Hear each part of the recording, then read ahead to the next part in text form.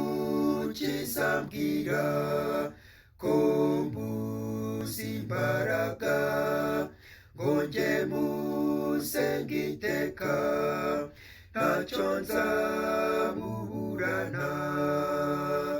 Yandihiriye imyenda yose, yambabariye ibyaha bihinduka umweru.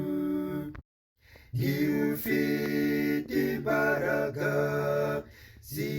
zihagije rwose zo gukiza ababembe, zikoroshya umutima. Yandihiriye imyenda yose, yambabariye ibyaha bihinduka umweru.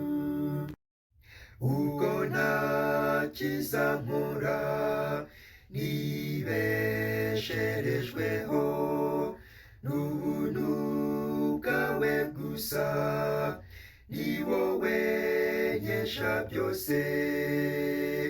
Yandihiriye imyenda yose, yambabariye ibyaha bihinduka umweru.